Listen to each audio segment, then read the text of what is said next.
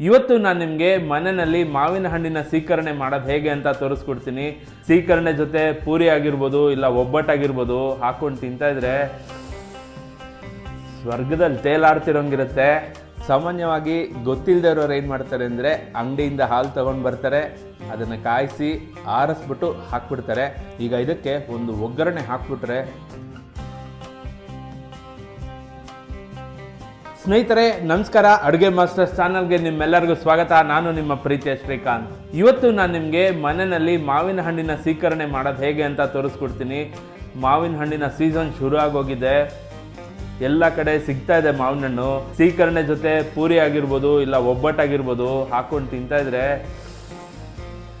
ಸ್ವರ್ಗದಲ್ಲಿ ತೇಲಾಡ್ತಿರೋಂಗಿರುತ್ತೆ. ನಮ್ಮನೆಯಲ್ಲಿ ನಾನು ಸೀಕರಣೆ ಹೇಗೆ ಮಾಡ್ತೀನಿ ನಿಮಗೆ ತೋರಿಸ್ಕೊಡ್ತೀನಿ. ಬಹಳ ಜನಕ್ಕೆ ಗೊತ್ತಿರುತ್ತೆ, ಸುಮಾರು ಜನಕ್ಕೆ ಗೊತ್ತಿರಲ್ಲ. ಇವತ್ತು ನಾನು ಅದನ್ನು ತೋರಿಸ್ಕೊಡ್ತೀನಿ ಅಥೆಂಟಿಕ್ ಆಗಿ ಮನೆಯಲ್ಲಿ ಸೀಕರಣೆ ಹೇಗೆ ಮಾಡ್ಬೋದು ಅಂತ. ಸೊ ಬನ್ನಿ ಶುರು ಮಾಡೋಣ ಮಾವಿನ ಹಣ್ಣಿನ ಸೀಕರಣೆ ಮಾಡೋ ರೆಸಿಪಿನ. ಮೊದಲಿಗೆ ಒಂದು ಬೇಸನ್ ತೊಗೊಂಡಿದ್ದೀನಿ. ಇದಕ್ಕೆ ನಾನು 1 kg ಆಗೋಷ್ಟು ಮಾವಿನ ಹಣ್ಣನ್ನು ನೀಟಾಗಿ ತೊಳೆದು ಸಿಪ್ಪೆ ತೆಗೆದು ಇಟ್ಕೊಂಡಿದ್ದೀನಿ. ಆ 1 kg ಮಾವಿನ ಹಣ್ಣನ್ನು ಇದಕ್ಕೆ ಹಾಕ್ಕೊಂಡು ಇದರಲ್ಲಿರೋ ಸಾರ ಅಷ್ಟೂ ತೆಗಿಯೋಣ. ಚೆನ್ನಾಗಿ ಕಿವುಚಿ ಅದರದ್ದು ಸಾರ ಪೂರ್ತಿ ತೆಗಿಬೇಕು. ನಾನು ಇದನ್ನು ಚಾಕುಲ್ ಕಟ್ ಮಾಡಿ ಮಾಡ್ತೀನಿ, ಇಲ್ಲ ಮಿಕ್ಸಿಲಿ ಮಾಡ್ಕೋತೀನಿ ಅಂದರೆ ಹಿಂಗೆ ಆ ಅಥೆಂಟಿಕ್ದು ಒಂದು ರುಚಿ ಇರುತ್ತಲ್ಲ, ಅದು ಸಿಗೋದಿಲ್ಲ. ಸೊ ಈ ಥರ ಕಿವುಚಬೇಕು ಚೆನ್ನಾಗಿ, ಪೂರ್ತಿ ಅದರ ಓಟೆನಲ್ಲಿರೋಂಥ ಸಾರ ಅಷ್ಟು ಬಂದ್ಬಿಡ್ಬೇಕು ಆಚೆ. ನೀವು ಚಾಕುಲಿ ಪೂರ್ತಿ ತೆಗಿತೀನಿ ಅಂದರೆ ಖಂಡಿತ ಬರೋದಿಲ್ಲ. ಅದೇನಿದ್ರು ಕೈಯಲ್ಲಿ ಚೆನ್ನಾಗಿ ಹಿಂಡಿದ್ರೆ ಮಾತ್ರ ಬರೋದು. ಪೂರ್ತಿ ಅದರದ್ದು ಸಾರ ಏನಿರುತ್ತೆ ಹೊಟ್ಟೆನಲ್ಲಿ ಪೂರ್ತಿ ಅದನ್ನು ತೆಗಿಬೇಕು. ತುಂಬ ಟೈಮೇನು ಹಿಡಿಯಲ್ಲ ಇದು ಮಾಡೋದಕ್ಕೆ, ಬೇಗ ಆಗೋಗುತ್ತೆ. ಸ್ನೇಹಿತರೆ ನೋಡಿ, ಹೊಟ್ಟೆನಲ್ಲಿದ್ದಂಥ ಅಷ್ಟು ಸಾರ ತೆಗೆದಿದ್ದೀನಿ. ಈ ದಪ್ಪಕ್ಕೇನೆ ಎಲ್ಲ ಬಿದ್ದಿರುತ್ತಲ್ಲ, ಅದನ್ನು ಚೆನ್ನಾಗಿ ಹಿಂಡಿಬಿಡೋಣ. ನೀವು ಕೈಯಲ್ಲಾದರೂ ಮಾಡ್ಬೋದು, ಇಲ್ಲಾಂದರೆ ಒಂದು ವಿಸ್ಕರ್ ತೊಗೊಂಡು ವಿಸ್ಕರಿಂದಾದರೂ ಮಾಡ್ಬೋದು. ಸ್ನೇಹಿತರೆ, ಮಾವಿನ ಹಣ್ಣನ್ನ ಚೆನ್ನಾಗಿ ಹಿಂಡಿ ಅದನ್ನು ರಸ ಎಲ್ಲ ತೆಗೆದಿದ್ದಾಗಿದೆ. ಈಗ ಇದಕ್ಕೆ ಬೆಲ್ಲ ಹಾಕೋತಾ ಇದ್ದೀನಿ. ನಾನು 300 ಗ್ರಾಮ್ ಬೆಲ್ಲ ತೊಗೊಂಡಿದ್ದೀನಿ. ಕೇಳೋದಕ್ಕೆ ಜಾಸ್ತಿ ಅಂತ ಅನಿಸುತ್ತೆ, ಬಟ್ ಏನು ಅಂದರೆ ಕೆಲವೊಂದು ಮಾವಿನ ಹಣ್ಣು ಹುಳಿ ಇರುತ್ತಲ್ಲ, ಸೊ ಆ ಹುಳಿನ ಹೊಡೆದು ಸ್ವಲ್ಪ ಸಿಹಿ ಬರಬೇಕು ಅಂತ ನಾನು 300 ಗ್ರಾಮ್ ತೊಗೊಂಡಿದ್ದೀನಿ. ನಿಮ್ಗೇನಾದರೂ ತುಂಬ ಜಾಸ್ತಿ ಆಯಿತು ಇದು ಅಂತಂದರೆ ಸ್ವಲ್ಪ ಕಮ್ಮಿ ತೊಗೋಬೋದು. ಆ 300 ಗ್ರಾಮ್ ಬೆಲ್ಲನ ನಾನು ತುರ್ಕೊಂಡು ಇಟ್ಕೊಂಡಿದ್ದೀನಿ, ಅದನ್ನು ಇಲ್ಲೇ ಹಾಕೋತಾ ಇದ್ದೀನಿ. ಬೆಲ್ಲನೂ ಮಾವಿನ ಹಣ್ಣಿನ ಜೊತೆ ಮಿಕ್ಸ್ ಮಾಡಿಬಿಡೋಣ. ತುರಿದಿರೋದ್ರಿಂದ ಬೇಗ ಮಿಕ್ಸ್ ಆಗೋಗುತ್ತೆ, ಕರಗೋಗುತ್ತೆ. ಹಾಗೆ ಹಾಕಿದ್ರೆ ಟೈಮ್ ಬೇಕಾಗುತ್ತೆ. ನೋಡಿ, ಮಾತಾಡ್ತಾ ಬೆಲ್ಲ ಹಾಗೆ ಕರಗೆ ಹೋಯಿತು. ಬೆಲ್ಲ ಎಲ್ಲ ಕರಗಿದೆ ಚೆನ್ನಾಗಿ.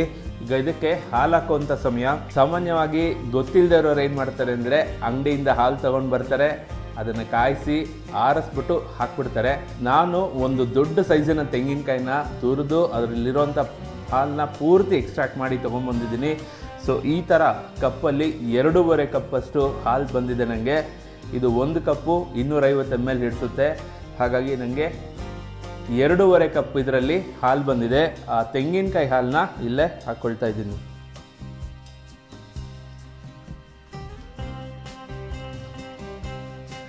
ಹಾಲು ಹಾಕಿದ್ರೆ ಬರೋ ಟೇಸ್ಟೇ ಬೇರೆ, ತೆಂಗಿನಕಾಯಿ ಹಾಲು ಹಾಕಿದ್ರೆ ಬರೋ ಟೇಸ್ಟೇ ಬೇರೆ.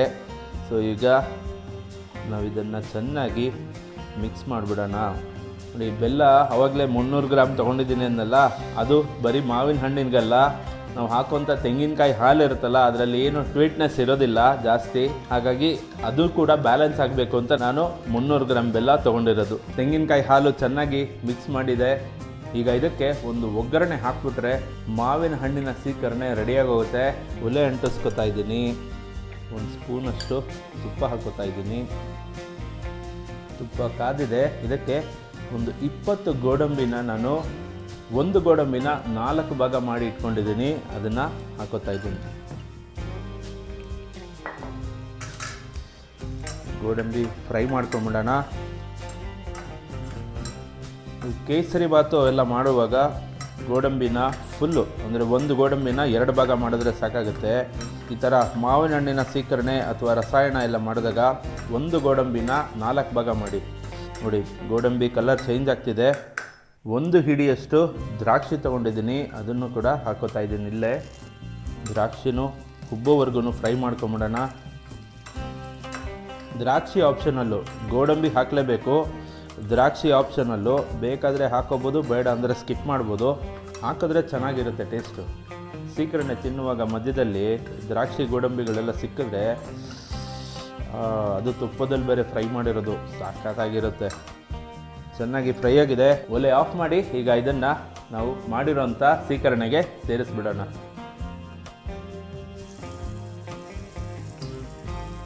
ಫ್ಲೇವರ್ಗೆ ಒಂದು ಸ್ವಲ್ಪ ಏಲಕ್ಕಿ ಪುಡಿ ಹಾಕೋತಾ ಇದ್ದೀನಿ. ಈಗ ಇದನ್ನು ಮಿಕ್ಸ್ ಮಾಡಿಬಿಟ್ರೆ ಸೀಕರಣೆ ರೆಡಿ. ಇದನ್ನು ಕೆಲವೊಂದು ದೇವಸ್ಥಾನಗಳಲ್ಲೂ ಕೊಡ್ತಾರೆ ಪ್ರಸಾದದ ರೂಪದಲ್ಲಿ. ಆ ರೀತಿ ಬೇಕು ಅಂದರೆ ಒಂದು ಸ್ವಲ್ಪ ಇಷ್ಟು ಗಾತ್ರದ ಒಂದು ಕಡಲೆಬೇಳೆ ಗಾತ್ರದ ಪಚ್ಚ ಕರ್ಪೂರನ ಪೂರ್ತಿ ಪುಡಿ ಮಾಡಿ ಇದಕ್ಕೆ ಕಲಿಸ್ಬಿಡಿ. ಅದರ ಟೇಸ್ಟ್ ಬೇರೆ ಥರ ಇರುತ್ತೆ. ಇನ್ನು ಮೇಲ್ಗಡೆ ಒಂದು ಸ್ವಲ್ಪ ಡೆಕೋರೇಷನ್ಗೆ ಅಂತ ಬಾದಾಮಿನ ನಾನು ತುರಿದು ಇಟ್ಕೊಂಡಿದ್ದೀನಿ, ಅದನ್ನು ಹಾಕೋತಾ ಇದ್ದೀನಿ. ಮಿಕ್ಸ್ ಮಾಡಿದ್ರೆ ಅಥೆಂಟಿಕ್ ಆಗಿರೋಂಥ ಪರ್ಫೆಕ್ಟ್ ಆಗಿರೋಂಥ ಸೀಕರಣೆ ರೆಡಿ. ಮನೆಯಲ್ಲಿ ಈ ಥರ ಸೀಕರಣೆ ಮಾಡಿದರೆ, ಪೂರಿ ಯಾರಾದರೂ ಮಾಡಿಕೊಡ್ತಾ ಇದ್ದರೆ ಕೌಂಟೇ ಇರಲ್ಲ, ಹೋಗ್ತಾ ಇರುತ್ತೆ ಹಾಗೇ. ಅಷ್ಟು ಚೆನ್ನಾಗಿರುತ್ತೆ ಕಾಂಬಿನೇಷನ್ನು. ಎಷ್ಟೋ ಹೋಟೆಲ್ಗಳಲ್ಲೂ ಕೂಡ ನಿಮಗೆ ಈ ಟೈಮಲ್ಲಿ ಪೂರಿ ಜೊತೆ ಸೀಕರಣೆನ ಕೊಡ್ತಾರೆ. ಸೊ ಅದ್ಭುತವಾಗಿರುತ್ತೆ ಎರಡು ಕಾಂಬಿನೇಷನ್ನು. ಎಲ್ಲಾದರೂ ಸಿಕ್ಕಿದ್ರೆ ಖಂಡಿತ ಮಿಸ್ ಮಾಡಿದರೆ ತಿನ್ನಿ ಅದನ್ನು. ಸೀಕರಣೆ ರೆಡಿಯಾಗಿದೆ. ಈಗ ಒಂದು ಸಲ ಟೇಸ್ಟ್ ನೋಡೋಣ ಹೇಗೆ ಬಂದಿದೆ ಅಂತ. ಸ್ವಲ್ಪ ಮಿಕ್ಸ್ ಮಾಡಿಬಿಟ್ಟು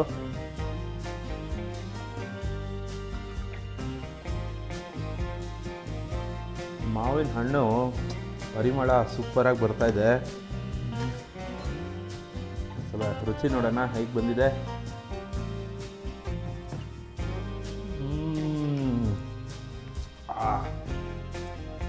ಸ್ವರ್ಗ.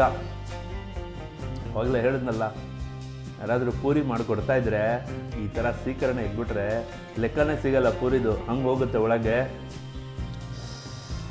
ಸಾಕದಾಗಿ ಬಂದಿದೆ ಸೀಕರಣೆ ಮಾತ್ರ. ತುಪ್ಪದಲ್ಲಿ ಹುರಿದಿರೋಂಥ ಗೋಡಂಬಿ ಬೇರೆ ಸಿಕ್ತು ಜೊತೆಗೆ. ಅದ್ಭುತವಾಗಿರುತ್ತೆ ಟೇಸ್ಟು. ತುಪ್ಪದಲ್ಲಿ ಫ್ರೈ ಆಗಿದ್ರೆ ಗೋಡಂಬಿ ಅದರ ರುಚಿ 100 ಪಟ್ಟು ಜಾಸ್ತಿ ಆಗೋಗುತ್ತೆ. ಸೀಕರಣೆ ಸ್ವೀಟು, ನಾವು ಬೆಲ್ಲ ಹಾಕಿದ್ವಲ್ಲ ಅದರದ್ದು, ಕಾಯಿ ಹಾಲು ಹಾಕಿದ್ವಲ್ಲ, ಹುಳಿ ಅಂತ ಅನ್ನಿಸ್ತಾ ಇಲ್ಲ, ಸಿಹಿಯಾಗೇ ಇದೆ. ಬಟ್ ಬಹಳ ಚೆನ್ನಾಗಿದೆ. ನೀವು ಮನೆಯಲ್ಲಿ ಒಂದ್ಸಲ ಇದನ್ನು ಟ್ರೈ ಮಾಡಿ, ಮನೆಯವ್ರಿಗೆಲ್ಲ ಕೊಡಿ. ಎಷ್ಟು ಇಷ್ಟಪಟ್ಟು ತಿಂತಾರೆ ನಿಮಗೆ ಗೊತ್ತಾಗುತ್ತೆ. ಇದಾಗಿತ್ತು ಇವತ್ತಿನ ಮಾವಿನ ಹಣ್ಣಿನ ಸೀಕರಣೆ ವಿಡಿಯೋ. ಐ ಹೋಪ್ ಈ ವಿಡಿಯೋ ನಿಮಗೆ ಇಷ್ಟ ಆಗಿದೆ ಅಂತ ಅನ್ಕೋತೀನಿ. ಇಷ್ಟ ಆಗಿದ್ರೆ ಲೈಕ್ ಮಾಡಿ, ಫ್ರೆಂಡ್ಸ್ ಆ್ಯಂಡ್ ಫ್ಯಾಮಿಲಿ ಜೊತೆ ಶೇರ್ ಮಾಡಿ. ಮನೆಯವರೆಲ್ಲ ಸೇರಿ ಮಾವಿನ ಹಣ್ಣಿನ ಸೀಕರಣೆ ಮಾಡ್ಕೊಂಡು ತಿಂದು ಹೇಗೆ ಬಂತು ಅಂತ ನನಗೆ ಕಮೆಂಟಲ್ಲಿ ತಿಳಿಸಿ ಅಂತ ಹೇಳ್ತಾ, ಮುಂದಿನ ವಿಡಿಯೋದಲ್ಲಿ ಇನ್ನೊಂದು ಹೊಸ ರೆಸಿಪಿ ಜೊತೆ ನಿಮ್ಮ ಮುಂದೆ ಬರ್ತೀನಿ. ಅಲ್ಲಿವರೆಗೂ ನಮಸ್ಕಾರ.